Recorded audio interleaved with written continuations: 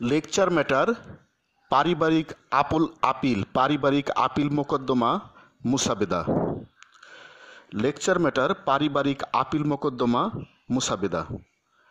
জেলা ঢাকা আন্ডারলাইন মোকাম বিজ্ঞ জেলা ও দায়রা জজ আদালত ঢাকা। পারিবারিক আপিল মোকদ্দমা নম্বর 100/2024। উদ্ভব পারিবারিক মোকদ্দমা নম্বর 300/2015। কাজী ঢ্যাস পিতা দন্তেশ্ব স্থায়ী সাং গ্রাম চ পোস্ট জ উপজেলা স জেলা মানিকগঞ্জ। বর্তমান ঠিকানা গ্রাম ব পোস্ট ভ থানা ক উপজেলা ক জেলা ঢাকা। আপিলকারী বিবাদী আন্ডারলাইন বনাম মোসাম্মত র পিতা স সাং ম ডাকঘর প থানা ক ঢাকা। প্রতিপক্ষ বাদিনী। ঢাকার তৃতীয় অতিরিক্ত সহকারী জজ ও পারিবারিক আদালতের পারিবারিক মোকদ্দমা নম্বর ঢ্যাশ/ঢ্যাশের বিগত ঢ্যাশিং তারিখের এক রায় এবং ঢ্যাশ তারিখ প্রচারিত ডিগ্রির বিরুদ্ধে বিবাদী আপিলকারী সংক্ষুব্ধ হয়ে বিজ্ঞ আদালতে অত্র আপিল মামলা আনয়ন করিলেন। আপিল মোকদ্দমার তাইদাদ মূল্য মং ঢ্যাশ অঙ্কে ব্র্যাকেটের ভিতরে কথায় মূল মোকদ্দমার তাইদাদ মূল্য মং ঢ্যাশ অঙ্কে ব্র্যাকেটের ভিতরে কথায়। যথাবিহিত সম্মান প্রদর্শনপূর্বক সবিনয় নিবেদন এই যে আপিলকারী বিবাদী পক্ষে বিনীত নিবেদন এই যে 1. অত্র আপিলকারী বিবাদীর বিরুদ্ধে অত্র মোকদ্দমার বাদিনী প্রতিপক্ষ 1900 সনের পারিবারিক আইন বিধান মতে বিবাহ বিচ্ছেদ মোহরণা ও খোরপোশ বাবদ টাকা আদায়ের জন্য বিগত তারিখে পারিবারিক আদালতে মোকদ্দমাটি রুজু করেন। উক্ত মোকদ্দমায় বাদিনী প্রতিপক্ষ দাবি করেছেন দেনমোহর বাবদ টাকা এবং ইদ্যৎকালীন 3 মাসের খোরপোশ বাবদ টাকা সহ সর্বমোট টাকা। কিন্তু বিজ্ঞ বিচারিক আদালত বাদিনী প্রতিপক্ষের বানোয়াট ও সাজানো তারিখের ঘটনা আমলে নিয়ে মাসের খোরপোশের জন্য টাকা অতিরিক্ত ধার্য করে দেনমোহর ও মোট মাসের ইদ্যৎকালীন ও খোরপোশ সহ সর্বমোট টাকার রায় ও ডিগ্রি প্রদান করায় উক্ত রায় ও ডিগ্রিকে প্রশ্নবদ্ধ করেছেন, যাহা মোটেই যুক্তিসঙ্গত নহে। ফলে বিবাদী আপিলকারী ন্যায় বিচার থেকে বঞ্চিত হয়েছেন। 2. অত্র বাদিনী প্রতিপক্ষ বিবাদী আপিলকারীর বাসায় কখনো আসেনি। বিবাদী আপিলকারী বাদিনী প্রতিপক্ষ এর বাসায় সৃজিত কাবিনের পর কখনো যায়নি। তাই সৃজনকৃত ও তারিখের ঘটনা মিথ্যা, বানোয়াট ও উদ্দেশ্য প্রণোদিত। বিজ্ঞ নিম্ন বিচারিক আদালত বাদিনী প্রতিপক্ষ এর পক্ষে জন সাক্ষীর মধ্যে জন সাক্ষীকে পরীক্ষা করেন। অবশিষ্ট জন সাক্ষীকে জেরা করার সুযোগ থেকে বিবাদী আপিলকারী পক্ষকে বঞ্চিত করেন। বাদিনী রেসপন্ডেন্টকে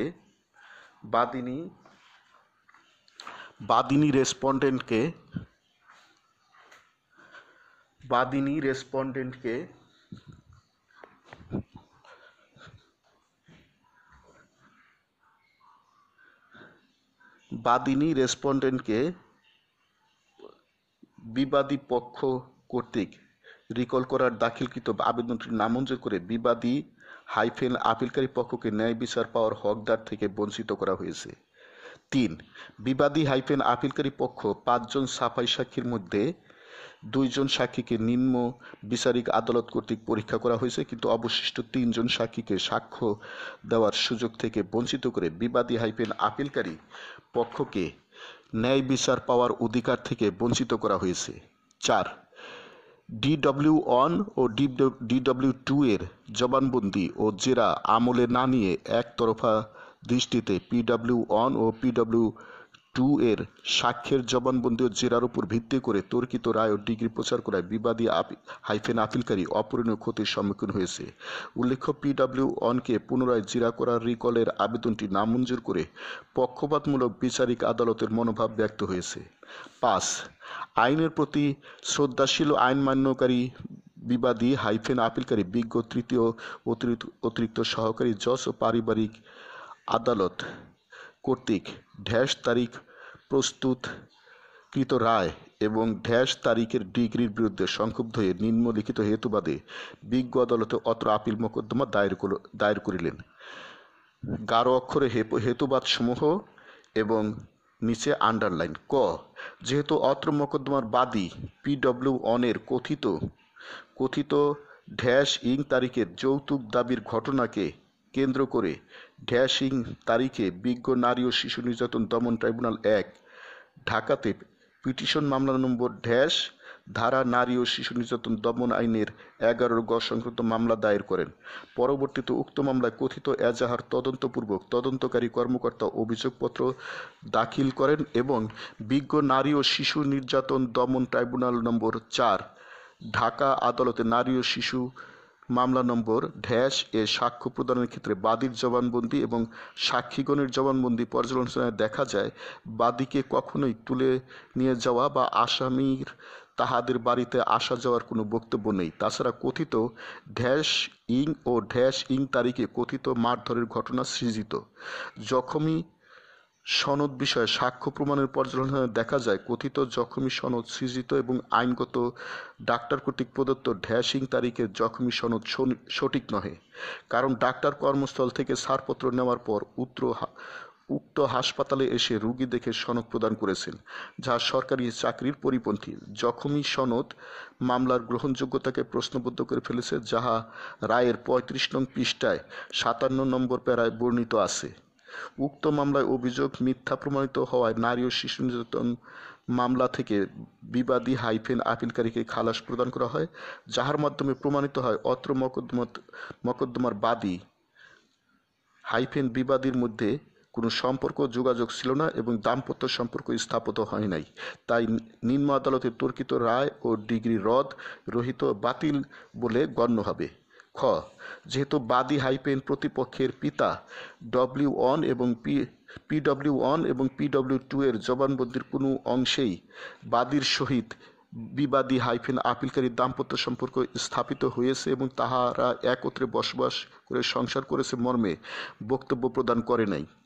DW2 জেরাকালীন জানান যে স্বামী স্ত্রী ঘর সংসার হয়নি। কথিত বাদী PW1 এর বক্তব্যে তারিখের ঘটনা এবং PW2 এর বক্তব্যের মধ্যে অসামঞ্জস্য রয়েছে।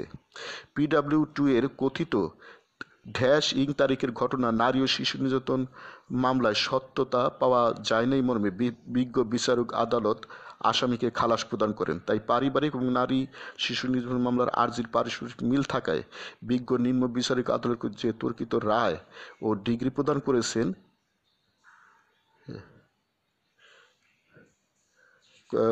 তা আইনত রহিত বাতিল হবে।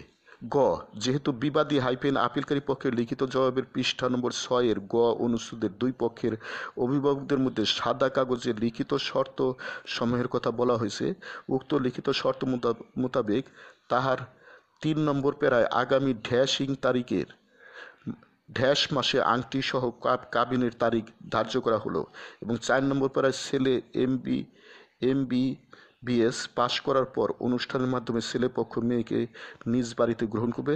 5 নম্বর প্যারায় লেখাপড়ার সুবিধার্থে মেয়ে মা বাবার বাড়িতে থাকবে, লেখাপড়ার ব্যয়ভার তাহার পিতা মাতা বহন করবে।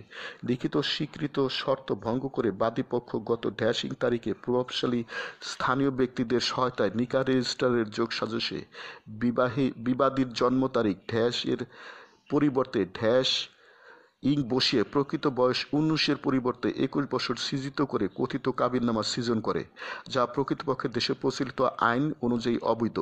প্রকৃত বয়স না হবার কারণে কথিত সৃজিত কাবিননামা সম্পাদন আইনত অবৈধ, যাহা আইনত অকার্যকর এবং সর্ব আদালতে গ্রহণযোগ্য।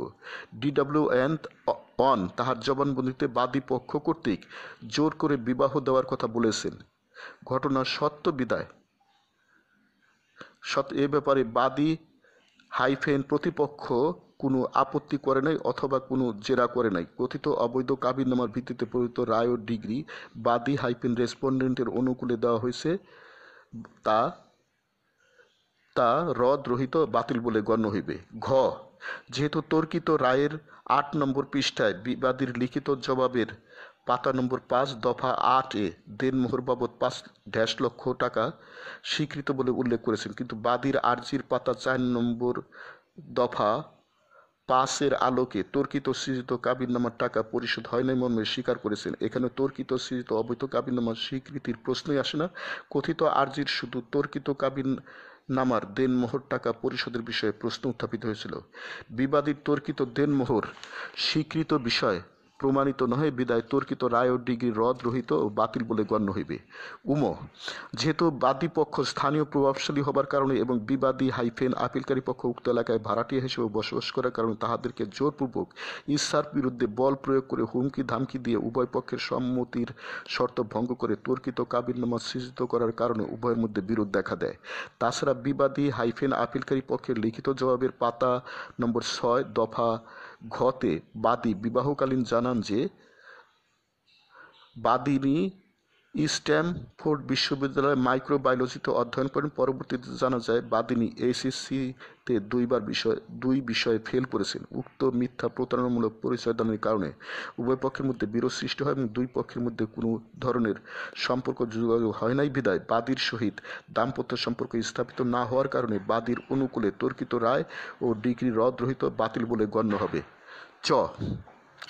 যেহেতু অত্র মকদ্দমার তর্কিত কাবিননামার দেনমোহর সম্পাদনের পর হইতে বাদী শর্ত সাপেক্ষে তাহার পৈতৃক নিবাসে বসবাস করেছেন, বিবাদী আপিলকারী পড়াশোনার জন্য দিনাজপুর মেডিকেল কলেজ ক্যাম্পাসে ছাত্রাবাসে অবস্থান করার কারণে এবং জোরপূর্বক কাবিননামা সৃজিত করার কারণে তাহাদের মধ্যে কখনই কোনো সম্পর্ক যোগাযোগ ছিল না, অর্থাৎ কথিত তর্কিত বিবাহ যৌন সম্পর্ক স্থাপনের মাধ্যমে ভোগিত কনজুমেটেড হয় নাই। তাই বাদীর চাহিত দেনমোহর ইদ্যৎকালীন খোরপোশ বাবদ টাকা পাওয়ার হকদার নয়, কিন্তু বিজ্ঞ বিচারিক আদালতের তর্কিত রায় ডিগ্রির তাইদাত মূল্য টাকা, যাহা আইনগতভাবে অযৌক্তিক এবং তাহা ন্যায় বিচারের পরিপন্থী, বিধায় তর্কিত রায় ও ডিগ্রি রদ রহিত বাতিলযোগ্য বটে। যেহেতু রেসপন্ডেন্ট বাদিনী কর্তৃক দাখিলকৃত কাবিননামায় বিবাদী বা আপিলকারীর বয়সে যে তারিখ ও সাল দেখানো হয়েছে তা বিবাদীর জন্মসাল নয়।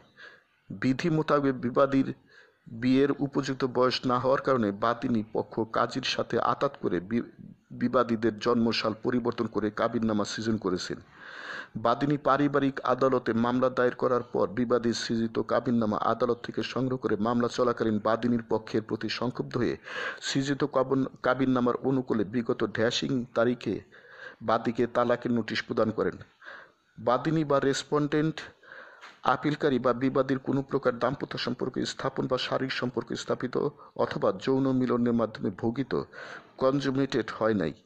বাদিনী বা রেসপন্ডেন্টের অনুকূলে দেনমোহর ইদ্যৎকালীন খোরপোশ এবং 17 মাসের ভরণ পোষণ পাওয়ার বিচারিক আদালতের তর্কিত রায় ও ডিগ্রি রদ রহিত বাতিল যোগ্য হইবে। বিজ্ঞ নিম্ন বিচারিক আদালত রায়ের 10 নম্বর পাতায় বাদিনী রেসপন্ডেন্ট মামলা দায়েরের তারিখ হতে তালাক হওয়ার আগ পর্যন্ত ভরণ পোষণ এবং তালাক হওয়ার পরবর্তী 3 মাস পর্যন্ত ইদ্যৎকালীন ভরণ পোষণ পেতে হকদার মর্মে বিবাদী আপিলকারীর বিপক্ষে বিমাতা সুলভ আচরণ এবং আবেগের বশবর্তী হয়ে মন গড়া একচোখা দৃষ্টিতে বাস্তবতা বিবর্জিত পক্ষপাতমূলক আচরণের যে তর্কিত রায় ও ডিগ্রি প্রচার করেছেন তা রদ রহিত বাতিল বলিয়া গণ্য হইবে। কারণ দুই পক্ষের অভিভাবকদের লিখিত শর্ত মোতাবেক যে ক্ষেত্রে বাদিনী রেসপন্ডেন্ট লেখাপড়ার স্বার্থে তার বাবার বাড়িতে স্বেচ্ছায় অবস্থান করেছেন এবং শর্ত সাপেক্ষে লেখাপড়ার খরচ ও ভরণ পোষণ তার মা বাবাই বহন করেছিল, সেক্ষেত্রে বাদিনী রেসপন্ডেন্টের অনুকূলে ভরণ পোষণের তর্কিত রায় ও ডিগ্রি প্রচার অযৌক্তিক, যা রদরহিত বাতিল বলিয়া গণ্য হইবে। ঝ বিজ্ঞ নিম্ন বিচারিক আদালত রায়ের 10 নম্বর পাতায় ইং তারিখে হতে ইং পর্যন্ত 17 মাসের ভরণ পোষণ এবং হতে পরবর্তী 3 মাস ইদ্যৎকালীন ভরণ পোষণ একনে মোট 20 মাসের ভরণ পোষণ ইদ্যৎকালীন খোরপোশ পেতে হকদার মর্মে ভরণ পোষণ প্রতি মাসে টাকা নির্ধারণ করার তর্কিত রায় ও ডিগ্রি প্রচার অযৌক্তিক এবং অবৈধ বটে। বিবাদী আপিলকারী একজন মেডিকেল স্টুডেন্ট লিখিত শর্ত মোতাবেক বাদিনী রেসপন্ডেন্ট স্বেচ্ছায় বাবার বাড়িতে অবস্থান করা সত্ত্বেও বাদীকে অবাধ্য স্থির প্রমাণ করার সুযোগ নেই মর্মে বিচারিক আদালতের বিবাদী আপিলকারী বিপক্ষে ভরণ পোষণ ও ইদ্যৎকালীন টাকা রায় ও ডিগ্রি প্রচার করা কোনো ক্রমে যুক্তিসঙ্গত নয়, বিধায় তর্কিত রায় ও ডিগ্রি রদরহিত বাতিল বলিয়া গণ্য হইবে।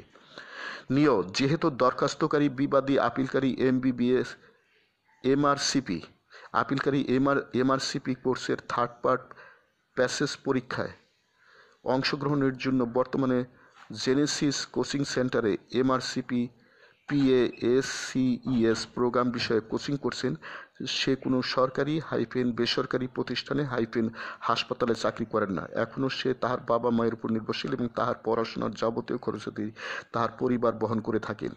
আপিলকারী বাবা গণপ্রজাতন্ত্রী বাংলাদেশ সরকারের অবসরপ্রাপ্ত একজন কর্মচারী। বাদিনী রেসপন্ডেন্ট কর্তৃক বিবাদী আপিলকারীর বিরুদ্ধে অপকৌশল করে যে সৃজিত আনিত অভিযোগ দায়ের করছেন তা বিবাদী আপিলকারীকে হেয় প্রতিপন্ন করা সামিল ও উদ্দেশ্য প্রণোদিত।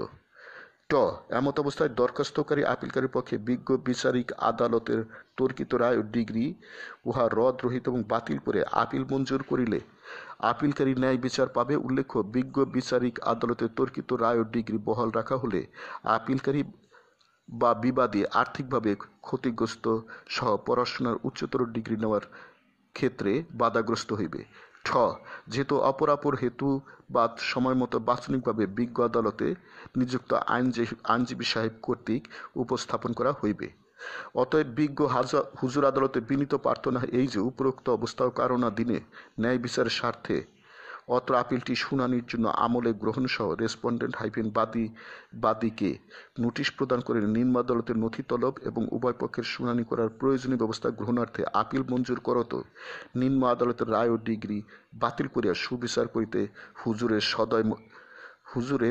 সদয় মর্জি হয় এবং এইরূপ দয়ার জন্য বিবাদী আপিলকারী বিজ্ঞ আদালতের প্রতি চিরকৃতজ্ঞ থাকিবে। সার্টিফিকেট, মাঝখান থেকে সার্টিফিকেট, এরপরে একটা দাগ, এরপরে বিশেষ একটা বক্তব্য। আমি আপিলকারীর পক্ষে সকল প্রয়োজনীয় কাগজপত্র পর্যালোচনা করে মেমো অফ আপিল প্রস্তুত করেছি। অত্র আপিল মামলায় জয় লাভের প্রচুর সম্ভাবনা রয়েছে। আমি শুনানিকালে স্বয়ং মাননীয় আদালতে উপস্থিত হয়ে আমার বক্তব্য শুনানি করিব। বিজ্ঞ আইনজীবী সাহেবের